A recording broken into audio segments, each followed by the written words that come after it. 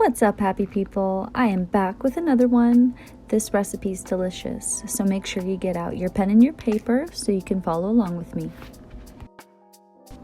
So when you cook your pasta, make sure that you salt your water. Do not put any oil in your water, and do not rinse your pasta. So we're going to start to brown the meat here. And don't worry about rendering the fat. We're just going to cook it all down, and eventually it'll just go away. And then we'll just go ahead and deglaze the pan with the wine, as you see, as we go along. So here we go. You are not the Greek if you don't use a lot of onions in your recipes.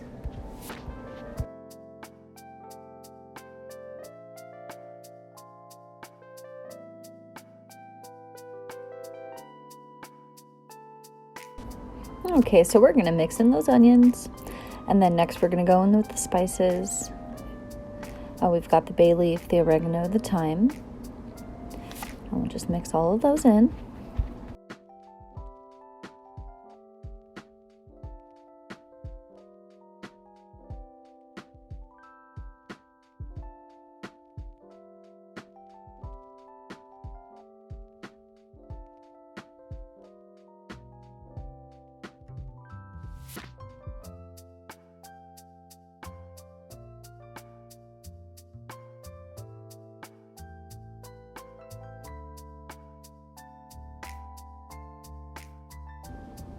Now we're going to go in with the garlic.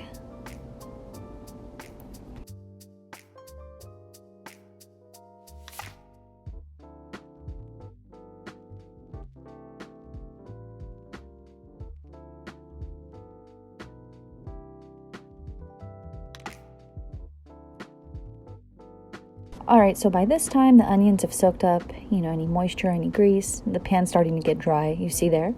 So we can start to deglaze now. And I'll use, some good Merlot. That was like $6 at the Ralph's over here. And it's good to drink. So yeah, you don't want to cook with things that you won't drink yourself,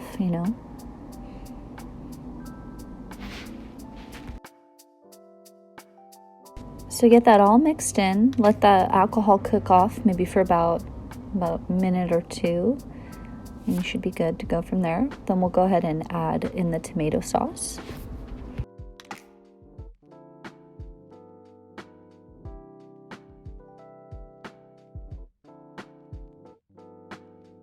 Pastitsio is a staple Greek casserole, and we had this in our fridge for about 4 days, and my daughter loves it, and so does my husband. So it's really good, and it just gets better over time too.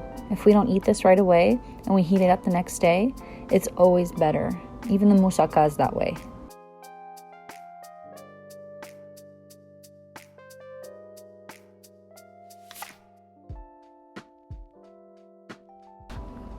Okay, so we're gonna go in with this tomato sauce.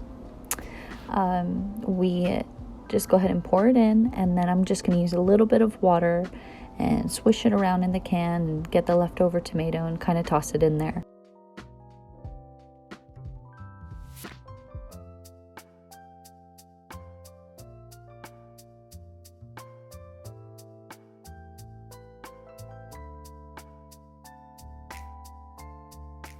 Alright, you guys, so if you want to give me a thumbs up, if you want to subscribe to my channel and show me some love, let me know if you make this, what you are thinking about my recipes, because it'll be so helpful, because I need you guys to help grow my channel. So thank you if you're watching still.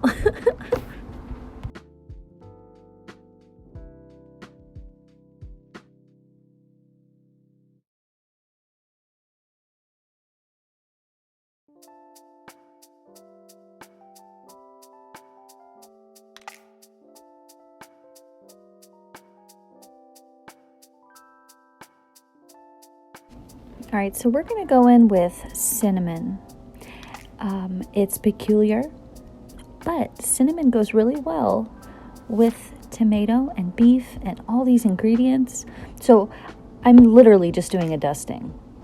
There's no need to measure it out, because then if you'll overdo it, and once you do it, you'll ruin all your hard work and there's no going back. So at this time, the first little dusting, I guess, that I did, I tried it and it wasn't enough. So I went back and did some more. Now I do a lot of baking, you guys, and I save my egg whites. That's why I have so many in that container. And I was able to, measure out a half a cup for all these noodles. But I would say maybe if you have large eggs, it'd maybe be about 2 to 3 large egg whites. And, just whip them up, and we're going to coat all the noodles here with the egg whites because it's going to be the binding agent and help hold everything together. So these are already cooled noodles, and I'll whip up the egg whites, and then we'll add in the parmigiana as we go. And make sure to save some parmigiana on the side because we're going to need it when we create our layers at the end, and some for the Mornay sauce. So make sure you have some at hand.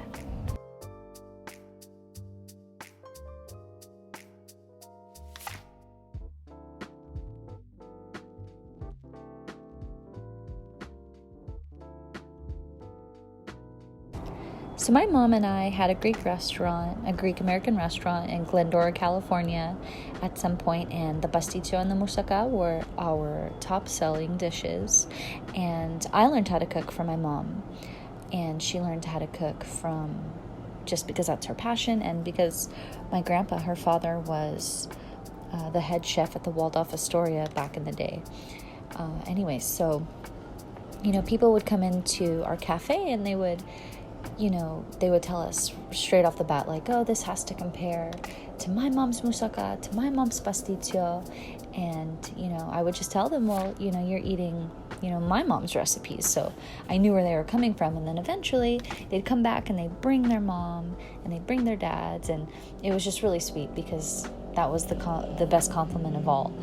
Everybody really loved my mom. And her and I were there working it together, and it was a lot of fun.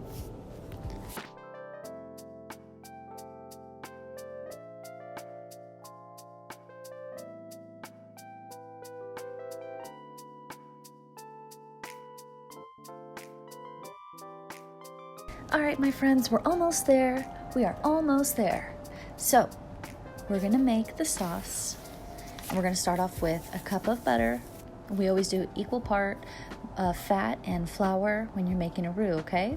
So I just melted some butter in the microwave.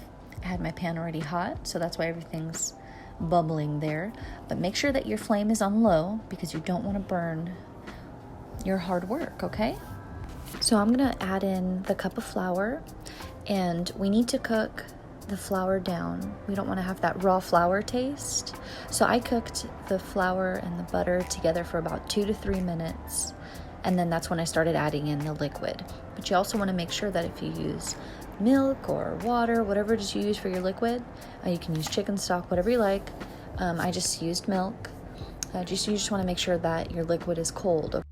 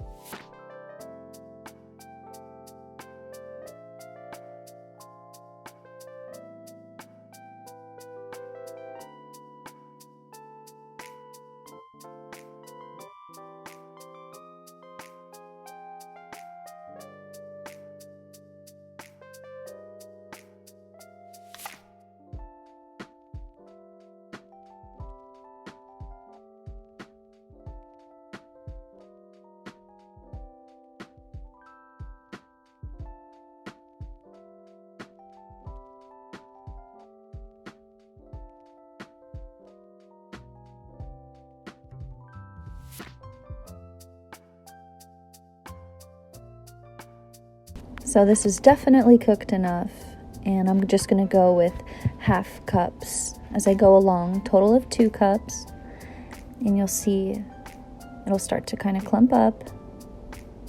It'll get thicker. You'll feel the resistance on your spoon, and that's good. That's what you want.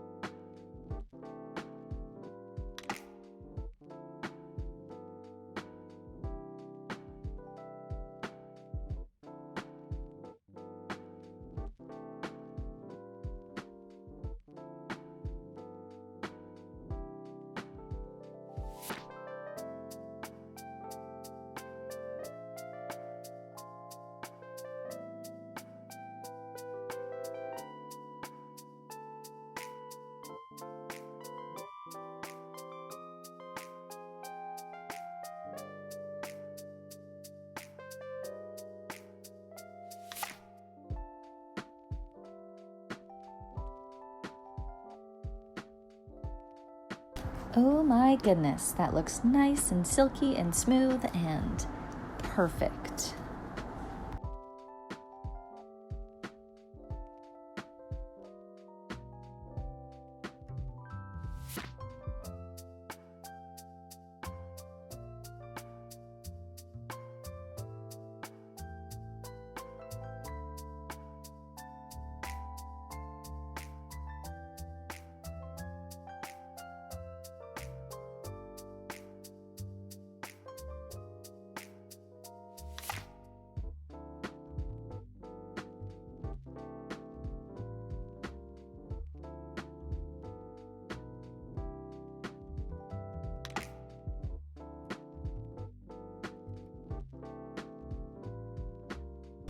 So now we're gonna add in the nutmeg and the salt.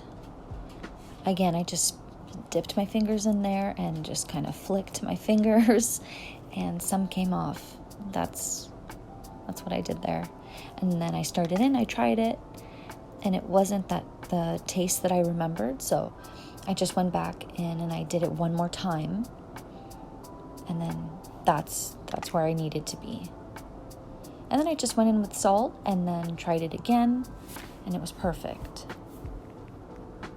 Make sure you're trying your food as you go along.